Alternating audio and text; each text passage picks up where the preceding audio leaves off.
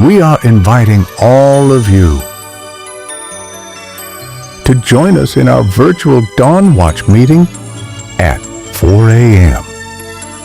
and Sunset Prayer meeting at 6 p.m. daily, hosted by Reverend Dr. Alex C. Nozuelo. Let Jesus Christ change your life. Be blessed with His words of encouragement. Pabuti po ng Panginoon. For today's Dawn Watch prayer meeting.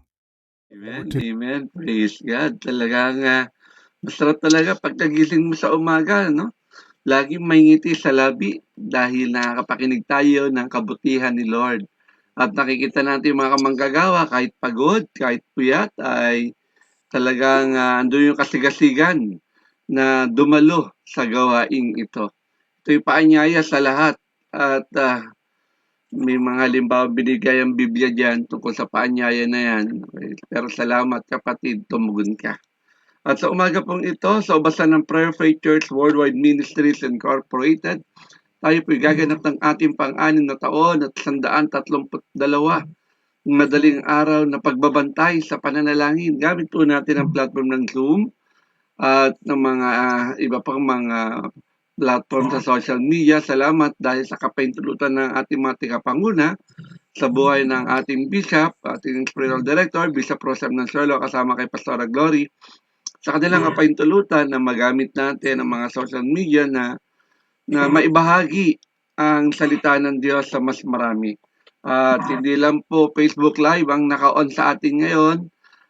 Tumatakbo na rin yung ating YouTube, TikTok at Spotify. Mamaya makikita po natin yung link. Pasok na lang po kayo sa bawat link na pinopost. Salamat sa buhay ni Pastora Sandra na siyang ating admin sa ganitong gawain. July 19 na po ngayon, 2026, at napakaganda po ng mensahe na ating marinig ngayon tungkol sa bagay na naganap sa buhay ni Martha. At yan po yung ating pag-uusapan ngayon, pag-aaralan, at tatawagin na po natin ang ating pastora sa POF Jensen City chapter. Walang iba kundi si Pastor Sandra Woodruff. Is your turn.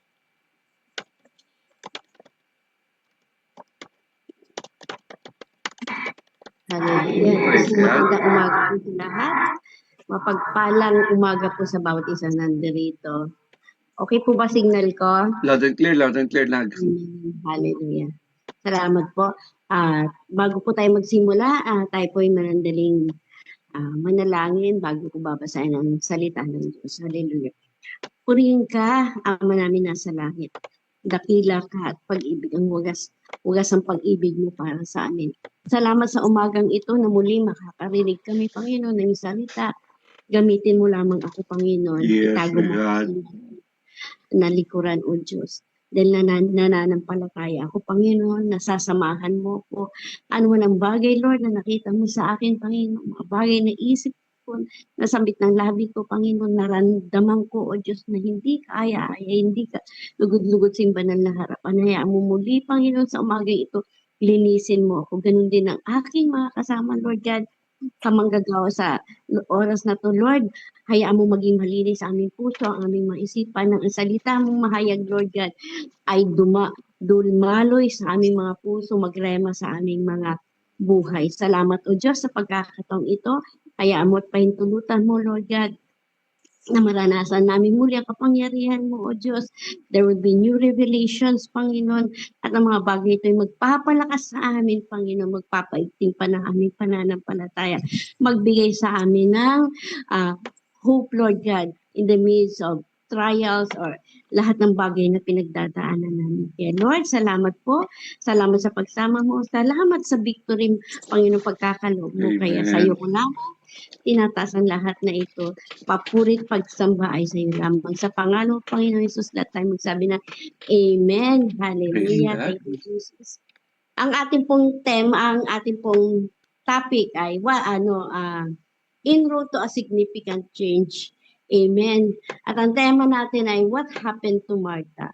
Mababasa po ito sa text na ang text po natin is John 11 chapter 11 verses 17 to 28. Bago ko po babasahin, ay na-flash na po sa ating screen. Sabay-sabay po tayo. Babasahin ko po sa English. Ang naka-flash po ay Tagalog na version. Verse 17. On his arrival, Jesus found that Lazarus had already been in the tomb for 4 days. Now Bethany was less than 2 miles from Jerusalem, and many Jews had come to Martha and Mary to comfort them in the loss of their brother. Verse 20, when Martha heard that Jesus was coming, she went out to meet him, but Mary stayed at home. Verse 21, Lord, Martha said to Jesus, if you have been here, my brother would have not died. But I know that even now, God will give you whatever you ask. Jesus said to her, your brother will rise again. Martha answered, I know he will rise again in the resurrection at the last day. Verse 25, Jesus said to her, I am the resurrection and the life. The one who believes in me will live even though they die. Verse 26, and whoever lives by believing in me will never die. Do you believe this? Amen. Verse 27, yes, Lord. She replied, I believe you. You are the Messiah, the Son of God, who is to come into the world. Amen. Hallelujah. Ito pong sermon outline na to talagang pinag-pray ko po to. Pinag-pray ko kasi very challenging po kasi ang buhay ni Martha. Isa siya sa pinaka-controversial na topic kasi laging si Martha, amen, 20 and 26 years na po pinag-uusapan si Martha, amen. Lagi siyang nakukumpare kaya sa kanyang kapatid na si Mary. But this time, I pray to the Lord, Lord, kasi ako I always believe na there is always good sa isang tao. Lalo pat ang taong yun ay nakasalamuhan ng Diyos, no? Except lang siguro kay Judas na hindi siya nag-repent. But anyway, sa umagang ito kapatid, gusto ko nilalaman ng puso ko, dinidesire ko talaga na makilala pa natin si Martha. Amen? Kaya ang ating pong title again is In Road to a Significant Change. Ano ibig sabihin nito? Na si Martha sa kanyang journey sa harapan ng Panginoong Hesus, siya po ay nabago din. Amen? Siya po actually is nabago. Amen? Kaya nga po ang temang sasagutin natin, what happened to Martha?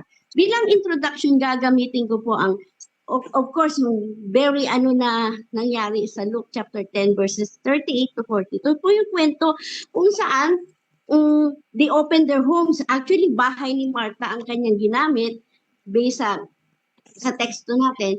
She opened her home, di ba? Ito yung famous and controversial topic na bakit siya controversial topic? Kasi it's all started with a simple complaint. Binuksan niya ang bahay niya. So, imagine mo, ang dami-daming nakafollow kay Jesus and they all went inside their home and celebrated. Kumain sila. And habang bago sila kumain, nag-prepare si Martha kasi siya may-ari ng bahay. So, anong ginawa niya? Nung nakita niya, ini-expect niya, dahil sila may-ari ng bahay, si Mary itutulong sa kanya. But to her disappointment, si Mary nakaupo sa harapan ng Panginoon, nakikinig habang ang Panginoon Hesus ay nagtuturo. Amen? So, sabi niya sa Panginoon, alam niyo po, let me just, illustrate. Tignan natin yung kwento. Pinapasok niya sa loob ng bahay niya ang Panginoong Hesus, kasama ang maraming disciples. So, just imagine kung gano'n sila karami. At yun lahat pinagsisilbihan niya. Kinapush siya ng tao. Nakita niya kapatid niya, ayun, nakaupo lang sa harapan ng Diyos. At tuwang-tuwa si Mary habang siya ay nakikinig sa Panginoong Hesus. So, anong ginawa?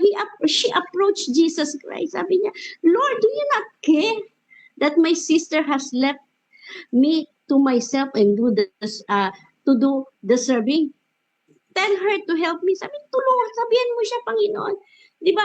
Doon mo makita na kakaiba po ang relasyon niya sa Panginoong Hesus. Bakit? Kasi hindi po ganun kadali mag-approach ng isang tao. Amen? Kagaya niya, kunyari, just imagine, bisita mo si Bishop Ross, no? Tapos busy-busy ka. Ngayon, yung isang kapatiran talagang ini-expect mo, nakatuwang mo ay andun, sa tabi ni Bishop Ross nakaupo. This is just an illustration. Would you approach Bishop Ross, sabi, Bishop, pwede pakisabi naman dyan kay Rubian, no? Sabihin mo sa kanya, tulungan ako. Di ba, nakakahiya. Hindi tayo basta-basta lalapit. But this Martha, anong meron sa relasyon niya with Jesus Christ na ang lakas ng loob niyang lumapit.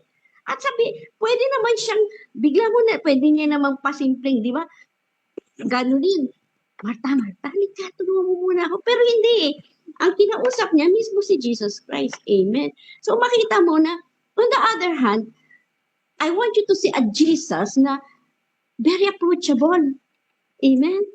Kasi kung hindi approachable si Jesus, hindi mo lalapitan niya, hindi niya lalapitan. Kaya kung titignan mo, napakaganda ng relasyon ni Jesus sa lahat ng tao na nakakasalamuha niya. Amen? Kasi imagine mo, nakakalapit si Martha ng ganun lang kasasabihin na in a very simple manner. Pakisabi naman kay Martha, umalis siya dyan sa tabi mo, tulungan niya akong magluto at maghugas ng plato. In here, we see a Martha na frustrated, anxious, di po ba? Kasi kahit naman sino, pag may bisita, talang aligaga ka eh. Di po ba? Sa story na to, nakita natin si Mary hindi siya aligaga. Amen. Kaya lang si Martha ang topic natin. So, we center our talk or ang ating pag-usapan kay Martha. Dito, pinakita isang Martha na anxious, frustrated, naiinis na siya. Di po ba? Naiirita na siya to the point na kinausap niya na ang Panginoon. Pero, ang kagandahan dito, dahil in-approach niya si Jesus, anong ginawa ng Panginoong Jesus? In Jesus, actually, gentle rebuke. Amen. Pero open. Amen. Imagine mo, kung may 30 tao sa loob ng bahay niya, hindi pa kasama lahat ng mga kapitbahay na nakiali-ali doon, hindi mo isama yung mga helper niya, di po ba? More or less, sabihin mo 40 to 50 na tao at andun sila lahat. Di po ba? Ini-expect niya, makuha niya yung response na gusto niya sa Panginoon. Pero, anong ginawa ng Panginoong Jesus? He was gently and openly rebuke. Imagine mo, open rebuke yun sa harapan ng ibang tao. Hindi siya binulungan. Talagang kinausap siya. Imagine mo, andyan yung iba, nakikinig, di po ba? Siyempre, si Jesus ang center eh. Kung saan si Jesus, andun ang mata ng marami. So, kung hinarap niya si Jesus and then si Jesus naman nakatayo ng gano'n at nagsalita sa kanya. So, therefore, lahat ng tao doon nakasentro sa kanilang dalawa. So, anong sabi ng Panginoong Jesus sa kanya? Martha, di ba? Hayaan mo na. In our term right now, hayaan mo na si Mary. Pinili niya kung ano yung dapat. Amen. Ang ganda nga ng pagkakasabi niya, Martha, Martha, 2 beses. So, alam mo ako, every time I read the Bible, or pag ini-imagine ko yung boses, yung eksena, kasi mas masarap eh. Hindi ko siya ini-imagine ang boses ko, kundi boses ni Jesus sa kanyang sa panahon na yon, how would he say it? Ito ba, Martha, Martha. Minsan ini-imagine ko po yun sa sarili ko. And right now, I would hear, Martha, Martha. Amen? Yung Martha na, Jesus! Talagang frustrated. Tinapatan ng Panginoong Jesus ng Martha, Martha. Amen? Na pinapasipay po siya. Pinapatahimik ang kanyang puso na talagang napoprostrate na. So, Martha was openly rebuked. Yun po yung isang bagay na dapat nating matutunan na Jesus, hindi siya kinalabit at tinago sa. Di ba ba? Tara, halika, usap tayo. Tayo bilang pastor, minsan ayaw natin din, hindi madali mag-open rebuke actually. Talagang gagawin natin is that, tara, doon tayo, usap tayo sa opisina. But Jesus, sa sitwasyon to, he confronted Martha at hinarap niya agad. Sabi niya, Martha, Martha, pinili ni Mary ang dapat. Amen. So, imagine mo yun. Again, Martha was openly rebuked. Amen. Sabi niya kay Martha, pinili ni Mary, the only thing is, the one thing that is needed, yun yung makinig sa salita ng Diyos. Amen. And then, after no eksena sa loob, Anong nangyari? There was silence in between. Wala nang nadugtong, wala nang naikwento until the day na namatay si Lazarus. Suddenly, Lazarus died. What happened? Imagine mo, nung namatay si Lazarus, knowing na si Jesus, alam na ng marami that Jesus really gumagawa ng miracle, nagbubuhay ng mga patay. Even kung ako sa buhay ni Martha that time, I would expect na si Jesus agad-agad pupunta sa akin kasi close kami, friend kami, di po ba? So, when Lazarus died, anong nangyari kay Martha? Di po ba? Sabi ko nga, after the open rebuke, there was silence in between. Wala nang naikwento. At ngayon nga, namatay si Lazarus. So ano nga ang nangyari? Sa 4 na araw na nasa libingan na si Lazarus, ano kayang iniisip ni Martha? Amen? Amen po ba? As he was waiting for Jesus, anong nararamdaman niya? Anong nararanasan niya? Naghihimutok ba siya dahil delayed si Jesus? Naiinis ba siya? Naprostrate ba siya? Amen? When in fact, pinadala niya na yung mensahe na namatay na nga ang kapatid niya, but there was no Jesus. In 4 days, there was no Jesus. Amen? Samantalang, sa mga panahon na nakakarinig si Jesus na may sakit, nandun siya. Di ba? Meron nga na, daanan niya lang, binuhay niya. Amen. Meron namang narinig niya, namatay, bata, pinuntahan niya. Pero bakit ito 4 na araw siyang nag-aantay? So imagine a Martha na sa look na ang bilis-bilis niyang mag-react. Ano kaya ang nararamdaman ni Martha that time? Ano kaya ang nararamdaman niya nang habang nag-aantay siya kay Jesus? Was she anxious again? Anxious ba siya? Frustrated na naman ba siya? Pero alam nyo kapatid, I do believe na yung last na tagpo nila ng Panginoon, nagpabago sa kanya yun. Amen? Binago siya ng open rebuke na yun. Was the open rebuke changer? At yun ang malalaman natin. Kaya ang temang sasagutin natin, what happened to Martha? Ano ang nangyari kay Martha? At yun ay makikita natin sa John 11, we will see a different Martha. Amen? May bagong Martha, meron palang nabago kay Martha. Alam mo, knowing this, it will give us hope na, minsan may pagkukulang tayo, marami tayong mga maling isip, maling nagawa, maling mga perception sa buhay, mga maling reaction. But whenever we meet Jesus Christ, alam mo, pag kinatagpo na tayo ng Panginoon, hindi pwedeng hindi tayo mabago. Mababago at mababago po tayo mga kapatid. At yun ang nangyari kay Martha. Kaya nga sa John 11, makikita natin ang bagong Martha. Again, anong tema natin? What happened to Martha? Point number 1, we see a yearning Martha. What is yearning? Pag sinabi mong yearning, longing. Amen. Kaya nga po sa verse 20 and verse 22, anong babasahin ko po ulit ang aking ang verse na ito. Verse 20, when Martha heard Jesus was coming, she went out to meet him. Hindi ko na sasabihin na si Mary nagpaiwan sa bahay, pero binanggit ko na din. Pero siya po lumabas ng bahay. At alin? Ano po ang ginawa niya? Lumabas siya ng bahay, kinatagpo niya ang Diyos, pumunta siya sa daan para i-meet si Jesus Christ. This is a far different Martha from Luke. Yung Martha sa Luke, waiting in the house, welcoming Jesus Christ. Amen. But this kind of Martha, lumabas po siya talaga. She ran out to meet Jesus Christ. Amen. Doon lang po, doon tayo magsentro. Anong nangyari kay Martha? Sabi nga ng ating tema, ang sasagutin natin, what happened to Martha? Di ba? Nabago po si Martha. Amen. After that open rebuke by the Lord Jesus Christ, natutog po siya. Nabago ang pagtingin niya, nabago ang puso niya, nabago pananaw niya. Bakit? Because this time, it was a different Martha. Isang Martha na lumabas ng bahay, amen, para salubungin ng Panginoon. Amen. Hallelujah. Kaya nga po tayo, dapat pala pag tayo nire-rebuke, at sa panahon na, alam mo, masakit naman talaga ang ma-open rebuke, no? Even lalo sa mga panahong ito. Pero Kasi Martha ba, ito ang tanong ko si Martha ba hindi napahiya nung panahon yun na in the midst of the celebration, sa dami ng tao, hindi lang po sila ni Jesus ang nandun, marami po sila. Hindi ba siya napahiya? Napahiya din siya. Hindi ba siya nasaktan? Nasaktan din siya. Imagine mo, hindi siya kinampihan. Mas ate siya kaysa kay Mary. So, ini-expect niya na siya ang kakampihan ng Panginoong Jesus. Pero hindi. She was disappointed. Amen? Pero, ang kagandahan, after that open rebuke, nabago po ang puso niya. Paano ko nasabi? Because we see a different Martha. Again, we see a yearning Martha. Isang Martha na naglulong sa presence ng Diyos, na hindi na siya makapag-antay dun sa bahay niya. Sinalubong niya ang Panginoon. Tumakbo siya palabas. Amen?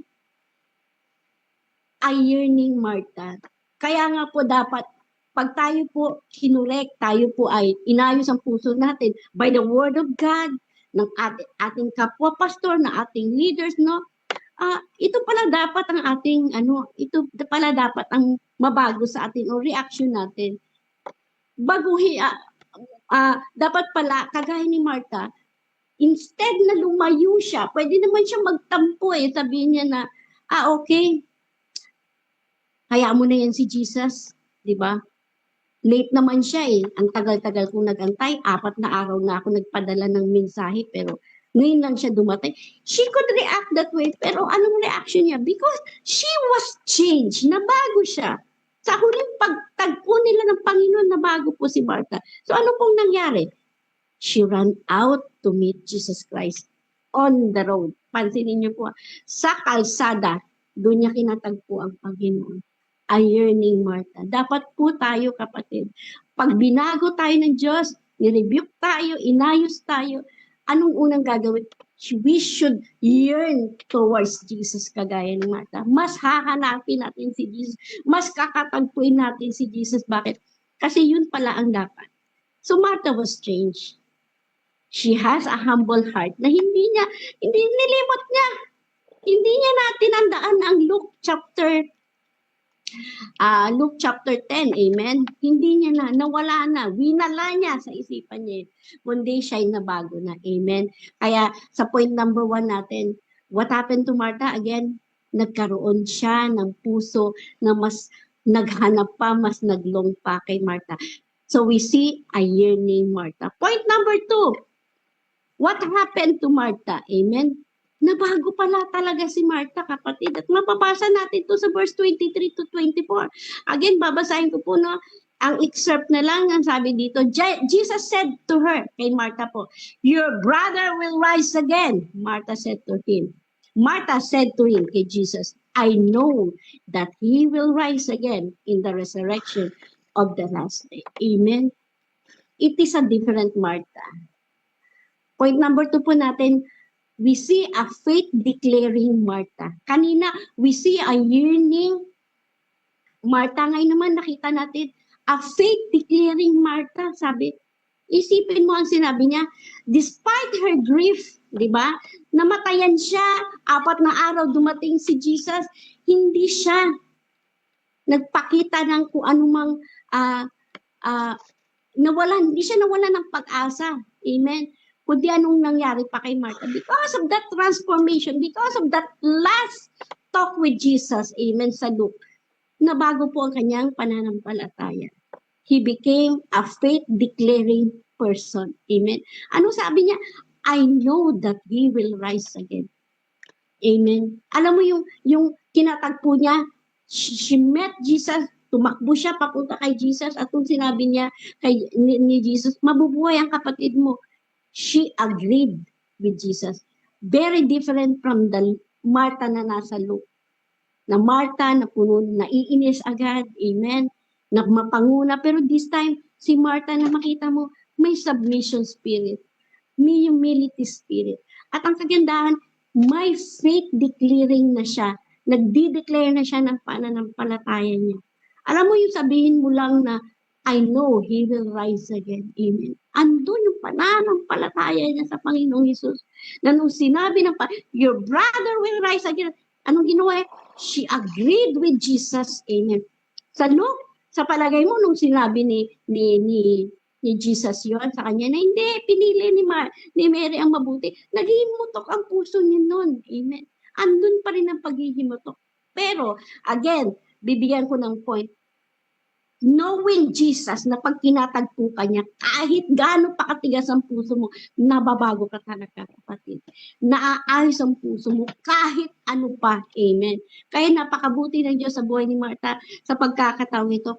Dahil nakita mo ang pagbabago niya. I mean, praise the Lord, no? Nung nakita ko to, nakita ko na, okay, ganito, naging ganito pala si Martha. Nagkaroon siya ng kakaibang pananampalataya. Sa point number 3 natin, ano pa ang nabago? What happened to Martha? Amen. Kung sa point number 1 natin, a yearning Martha. Point number 2 natin, a faith-declaring Martha. Amen. Sa point 3 natin, naging true believing Martha. Nagdideklara siya. Ito naman, true believing. Totoong naniniwala sa Panginoong Yesus. Minsan kasi, marami sa Kristiyano, di po ba, nagsasalita pero wala namang pananampalataya at walang paniniwala. Andun ang doubts, ano pa rin na hindi siya sure. Pero this time, pinapakita sa kalagitnaan natin na si Martha talaga ay totoong naniniwala kay Jesus Christ. Amen? Totoo talaga siyang naniniwala. And they were dealing with death this time, ha? Kaya nga po, ultimate tong faith niya, ultimate po tong pinagdadaanan niya eh. Kasi hindi sakit, kundi death, patay na po si Lazaro. At kung pag-uusapan nyo, di ba, parang imagine nyo, nag-uusap sila, Jesus, patay na si Lazaro, pero pag ang manner ng pag-uusap nila, talagang ando na, hindi mabubuhay siya. And then, she agreed, mabubuhay siya. Pero ang akala niya sa resurrection, ang sabi ng Panginoon sa kanya, sa verse 25, ano sabi makikita natin to sa verse 25 to 27. Ang sabi ni Jesus sa kanya, excerpt na lang po to ha, I am the resurrection and the life. Whoever believes in me, though he die, yet shall he live. And everyone who lives and believes in me shall never die. Do you believe me? Sabi, imagine mo, ang sarap kausap ng Panginoon, ano? Siya mismo, talagang sabi niya, Martha, alam mo lahat ng nananampalataya sa akin, naniniwala sa akin, mabubuhay. Kahit mamatay siya, mabubuhay siya. Amen. Alam mo, dahil nabago na si Martha, anong sabi niya? And Martha said to Jesus, Yes, Lord, I believe you. You are the Christ, the Son of God, who is coming into the world. Amen. Nakikita mo talaga na ang puso niya ibang-iba na. She was always agree. In this time, hindi niya lang dinikle. Kanina, dinikle niya yung faith niya. Yes, she will rise again. Dito naman, anong ginawa niya? She committed herself to Jesus. Pinatunayan niya sa harapan ng Diyos na, Panginoon, naniniwala ako sa iyo. Amen? Alam niyo po, nakaranas na ba, lahat tayo dito nagturo na. May nagsabi na ba sa iyo na, oo, naniniwala ako sa sinasabi mo. Amen? Nung bubulay-bulayan ko to, marami sa atin nakikinig lang. Marami sa atin na tumatango. Oo. Pero wala. Akong matandaan, siguro dahil nga madali akong makalimot, ano po. Pero kung dito mo sa eksena to, pagtitignan mo siya, ang sarap ng ginawa ni Martha. Bakit? Isipin mo, sabi niya, Oo Lord, naniniwala ako sa iyo. Kapatid, kaya mo bang sabihin yan sa panahon ito? Na despite na ang dami mong pinagdadaanan sa buhay, ang dami mong bayaran, ang dami mong sama ng loob, ang dami mong hinanakit sa buhay, ang dami, pero nung sinabi sa iyo ni Jesus Christ, anak, alam mo, tutulungan kita, hindi kita pababayan. Kaya mo bang sabihin sa kanya, naiisip mo sa oras na to, yung bayaran mo lang. Pero kaya mong sabihin sa Panginoon Jesus, Lord, naniniwala ako sa iyo. Amen? Ang sarap pakinggan. Would you just imagine, Lord, right now, ano mo sa damdamin ko, Lord, sabi ko, gusto ko maging ganito. Gusto ko na every time may sasabihin sa akin ng Panginoon, kaya kong sabihin, Lord, naniniwala ako. Kasi, nung sinabi ni Martha na, Lord, naniniwala ako, patay na po ang kapatid niya eh. Napakasakit na. Ito na yung ultimate pain. Alam mo po, death kasi, pag hinarap natin ang death, it is the most painful thing. Just imagine, kunyari ikaw, imagine mo, namatay kapatid mo, namatay asawa mo, di ba? Ang sakit-sakit nun. Pero kita mo si Martha, kahit na namatayan siya ng kapatid, humaharap siya sa Panginoon, sabi niya, yes Lord, naniniwala ako. Walang kalatog-latog, wala man lang siya speck of doubt. Ang sinasabi niya, Lord, naniniwala ako sa kanina, nagdi-declare po siya na faith. Ngayon po, sinasabi niya, naniniwala. Parehong masarap pakinggan. Isang Martang tumakbo sa Panginoon. Isang Marta nagsabi, yes, He will rise again. This time, isang Marta nagsabi, yes, Lord, naniniwala po ako. Amen. Ang sarap makilala ni Martha. Amen po ba? Kaya nga, na-inspired ako. Sabi ko, even right now, Lord, sana ganun din ako. Sana magkaroon ako pag ako kinurek, pag ako na-review, I would be this kind of woman. Lalapit sa'yo sa panahon, Lord, na dadaan ako ng problema. I will maging ganito akong babae na sasabihin ko na hindi, tutulungan ako ng Diyos. Na maging ganito akong babae na pag humarap ako sa hirap na sa buhay ko, masasabi ko, Lord, naniniwala ako sa salita mo. Amen. Kaya nga po, this is a different kind of Martha. At salamat sa Diyos na pinigyan niya tayo ng pagkakataon na we see another perspective of Martha. Hindi lang siya yung Martha na, minsan kasi po pag nakakarinig ako ng Martha, nalulungkot ako actually. Kahit noon pa, na ganito lang ba si Martha? Reklamador lang ba si Martha? Praise God for the opportunity na ma-exhort ko sa harapan nyo na there is a change, Martha. Amen. Kaya bilang conclusion, tatlong teksto pong ginamit ko sa Luke, then John 10. Ngayon naman, pupunta po tayo sa John 12. Alam niyo po, pero bago po tayo pumunta sa John 12, i-mention ko lang sa inyo bilang conclusion yung sinabi ng Martha. Sa John 11, verse 21 to 22, na hindi ko po sinama kanina sa aking mga puntos.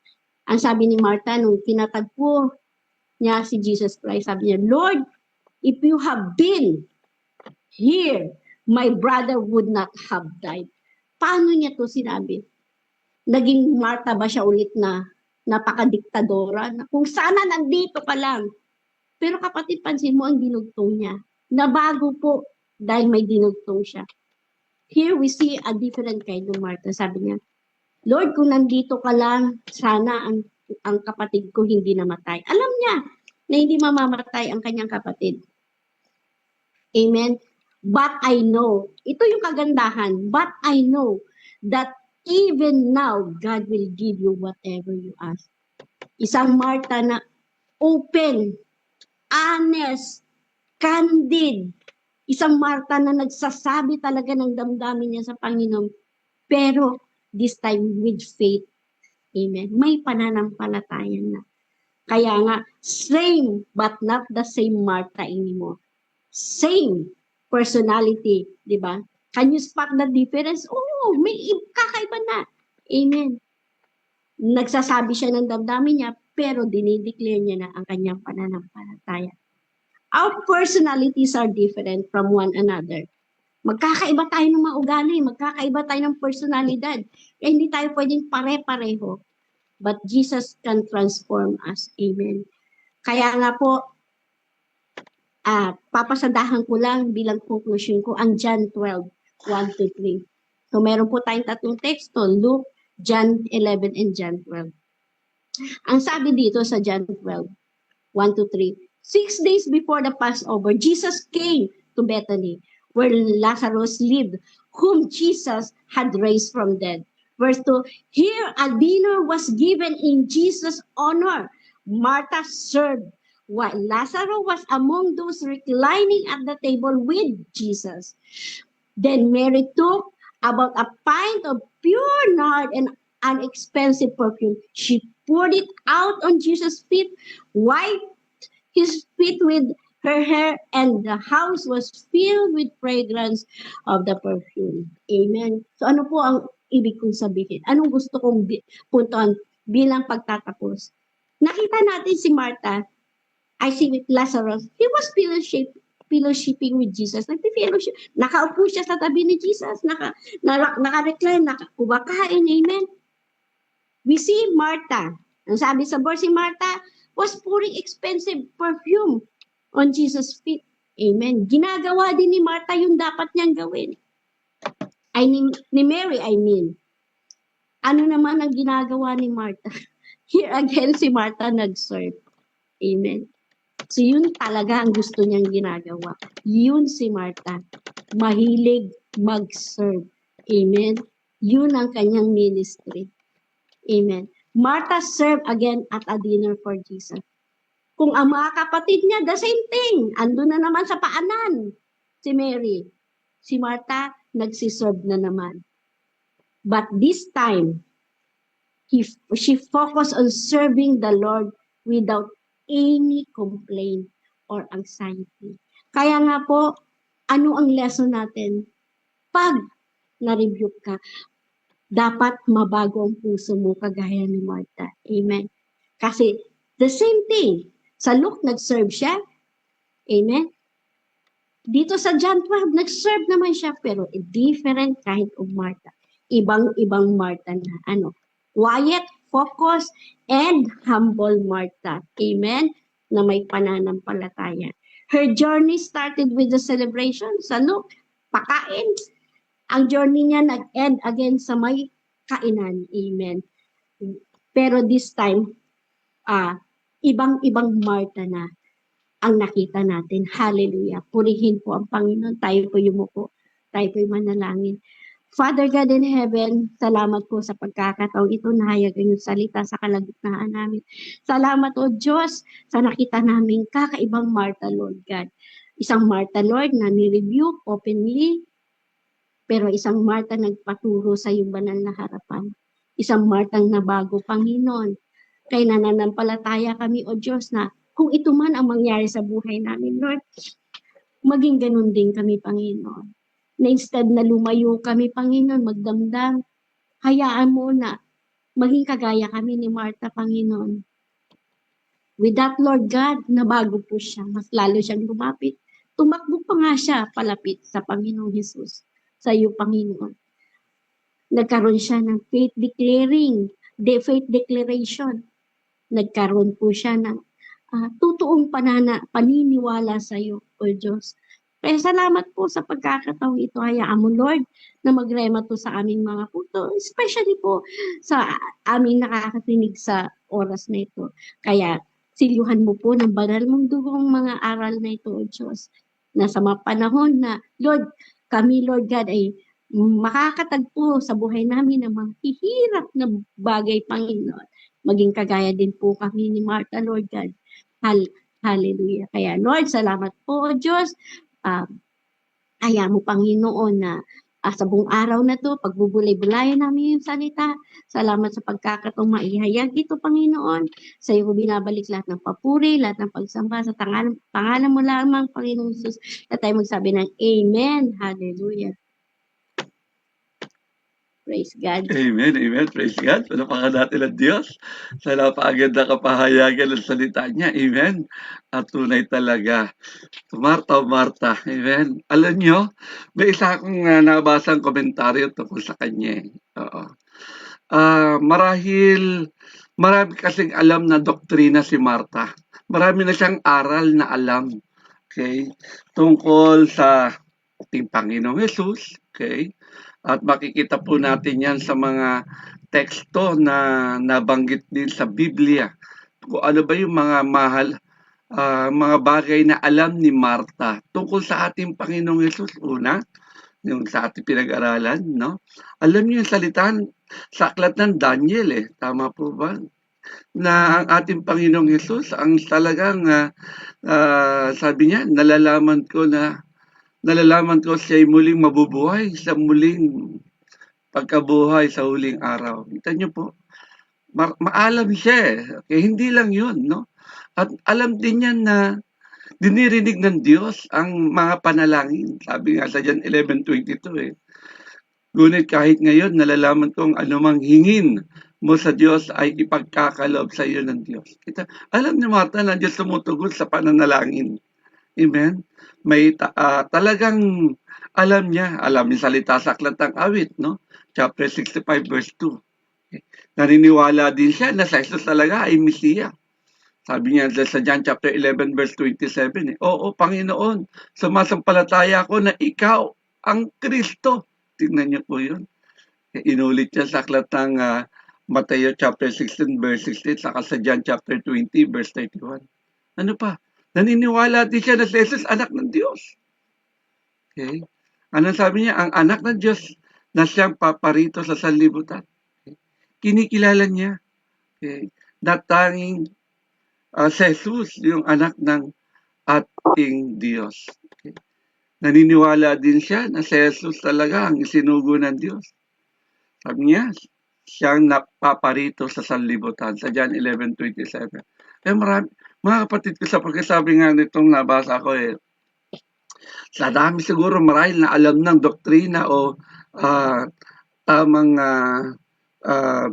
kapahayagan ng salita ng Diyos. Marahil yung pagpunta niya sa kaniyang tahanan ay hindi niya nagaanong napahalagahan. Okay? Yun ang sabi ng sa komentaryo. Okay? Kung titignan natin, maraming mga Kristiyano ngayon, sa dami ng alam nila sa pananalita sa salita ng Diyos, sa gospel, ang dami na nilang alam. Kaya minsan na they taken for granted na katulad ni Martha. Kaya tuloy nung bumisita sa bahay nila, si Jesus, ay mas, alam ko na yung sasabihin niyan. Di na ako tatanghod dyan, maghahanda na lang ako. Yun ang sabi doon sa komentaryo. Okay? Na siyang aking naalala sa oras. Mahilig din kasi ako magbasa ng mga commentaries ng mga alam na po natin, mga naunang naglingkod sa atin. Yun yung pinagbasihan nila. Kung bakit nasabi ng ating Panginoong Yesus, Martha, Martha, masigit na tama ang ginagawa ng iyong kapatid na si Maria. Tama po ba? Okay? Na nakikinig, nagpapahalaga sa salita. Marami kasi alam ang doctrines, alam ang salita ng Diyos. Ang tanong ay, naipamumuhay ba talaga nila? Amen? Ano ba na bago kay Martha? Dito sa tagpo na itinuro sa atin ang ating tigapagayag ng salita ng Diyos. Okay, dito na talaga, no? Makikita po natin. Talagang yung kasabikan niya talaga. No? Natuturid talaga. Kaya nga kapatid, kapag may nagtama sa atin, sa ating mali, huwag kang lalayo. Mas lalo kapag lumapit sa kanya, baka marami pa siyang gustong itama sa iyo. Tama po ba? Yung yearning, sabi ng ating preacher sa kanyang unang puntos, talagang nanabig siya sa ating Panginoong Jesus. Sabi nga niya, kung dumating lang daw talaga si Jesus doon sa oras na hindi inabot ng 4 na araw, ay may dahilan ang lahat. Kala natin late si God. No, never na late si God sa buhay natin ito. Meron tayong tinatawag na God. Hindi sana nakita yung himala ng isang patay na nakalibing na ng 4 na araw, yung muling kayang buhayin ng ating Diyos. Tama po ba? Okay. May mga bagay na pangyayari kala mong huli, pero ipagpapasalamat mo na nahuli dahil God's timing siya. Okay. Yung pananabik ni Martha talagang nung nalaman niya, talagang patakbo talaga siya, lumabas at sinalubong ang ating Panginoong Yesus. Okay? Kaya mga kapatid ko sa Panginoon, dapat ganun din tayo. Okay. Sa buhay natin ito, bagamat sabi ng preacher natin, napapahiya tayo, kapag tayo ay naitatama, talagang mapapahiya ka, sabihin sa'yo ni Jesus, Martha, Martha, sabihin sa'yo dalawang ulit, Sandra, Sandra, ng ating pa, ewan ko lang kung anong ibig sabihin nun? Idinidiin talaga matuto ka na. Ipamuhay mo na. Hindi mo lang dapat alam. Alam niya Alam niya ang muling pagkabuhay. Alam niya na si Jesus ang Misaya. Alam niya ang si Jesus ang anak ng Diyos. Alam niya siya ay galing. Kita niyo pa, dami alam na doctrines. No? Maaari nakarinig na siya o alam niya ang aral sa lumang tipan. Tama po ba?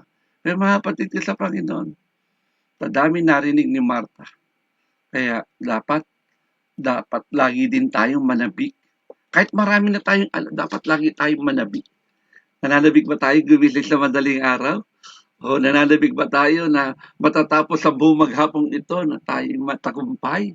Nagawa natin yung divine appointment linggo ngayon. Daming gawain ngayon. Divine appointment natin kay God. Pagdating natin mamaya sa ating sunset prayer watch, masaya ba tayong haharap sa Diyos at sabihin natin, Lord, mission accomplished. At sasabihin sa atin ni God, well done, a good and faithful servant. Tama, yan ang pinakaabatan natin sa muling pagbabalik ng ating Panginoong Hesus. Marami na tayong narinig na aral tungkol kay Martha, pero pinakita sa atin ngayon yung tunay na Martha na nabik siya sa harapan ng ating Panginoong Hesus. At tunay yung kanyang faith declaration, talagang makikita natin. Ano sabi sa kanya ng ating Panginoong Hesus? Your brother will rise again. Ang sasagot ni Martha, I know he will rise again in the resurrection. Alam niya yung muling pagkabuhay. Tama po ba? Kaya anong nangyari? Okay? Pinakita talaga kahit ngayon kaya siyang buhayin ng Diyos. Yung mga kapatid ko sa Panginoon, minsan mahirap talagang paniwalaan ang isang bagay kapag hindi mo nakita. Kaya ang tao may hilig sa to see to believe. Pero sa ating pananampalataya, naniniwala na tayo dahil alam natin, ganun natin kakilala ang ating Diyos. Na-establish natin yung relasyon. Okay? Kasi talagang kaibigan talaga ni Jesus ang tatlong magkakapatid na ito. Okay? Kung nagtataka, bakit sa dami ng bahay sila ang pinupuntahan ng ating Panginoong Jesus. Okay? Yung pagbisita niya doon sa bahay ni Martha at Maria, wala si Lazaro doon. Pero buhay pa si Lazaro at that time. Hindi pa siya namamatay. Okay? Kaya tandaan natin ito mga kapatid ko sa Panginoon. Pag naitama tayo, magpatama tayo, huwag tayo magdamdam. Hindi nagdamdam si Martha eh. Tama po ba? Kahit napahiya daw siya, sabi ng ating preacher, sa harapan ng maraming tao sa mga bisita kanyang hinahandaan ng pagkain. Okay? Yan ang tunay na Martha. Hindi natapos ang kwento ni Martha nang hindi siya pinahalagahan ng Biblia. Okay? Nakita natin ngayon kapag tayo ay talagang totohanan na nabik, okay, meron tayong personal na relasyon sa ating Panginoong Hesus, magagawa niya ang lahat. Amen? Yung alam mo ay patutunayan ng Diyos na ipagaganap niya sa iyo. Kaya mga kapatid ko sa Panginoon, na-bless po ba tayo sa narinig natin kapahayagan ng salita ng Diyos ngayon? Amen? Tunay ito ang Martha na nagpakilala sa atin ngayon na kahit na tayo'y natitisod, na tayo'y nadadapa, napapagalitan, hindi tayo dapat maging pusong balat sibuyas, kundi dapat embrace pa nga natin dapat yung nagtatama sa atin.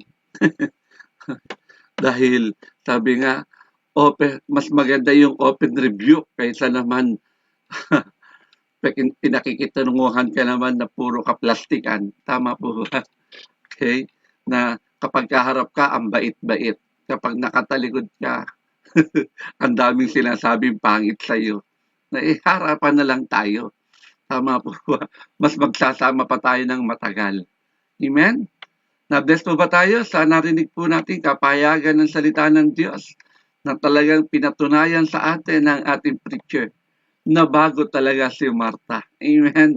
Na bago dahil pinamuhay niya na ang mga salitang narinig niya, yung mga doctrines na narinig niya sa harapan ng Diyos. At muli, palapakan natin ng Diyos sa buhay ni Pastora Sandra. Hallelujah! Nananabig ba tayo lagi kay Kristo kahit napapagalitan tayo? Nananabig ba tayo sa mga prosesya ng ating mga tigapanguna? O naiirita ka na pag nakikita mo si Pastor Alex? Hallelujah. Amen. Na lagi na lang parang pakiramdam mo ikaw lagi pinapatamaan. Pasalamat ka kapatid kung naramdaman parang ikaw yun. Kasi pag naramdaman mo parang ikaw yun, ibig sabihin, mahal ka ni Pastor Alex. Gusto niyang maitama ka. Gusto niyang hindi ka mapahamak. Panabigan natin lagi katulad ni Martha. Amen? Hindi yung 'pag nakita mo si Pastor Alex tumatakbo ka na ng malayo. Naku, ayan na naman si Pastor Alex, mapapagalitan na naman ako. Hindi dapat gano'n. Ayan na naman si Jesus, naku yari mamamarta-marta na naman ako. Hindi na sinabi ni Martha kundi patakbo na siya lumabas. Dahil alam niya, may pag-asa pa rin. Amen? Amen. Thank you for watching. Celebrate with us at Shabbat Shalom every first Friday of the month at 5:30 in the afternoon, and monthly pastors gathering every third Friday of the month at 5:30 in the afternoon. Join us at Zoom. Watch our videos via YouTube, Facebook, and Spotify. Thank you, and God bless.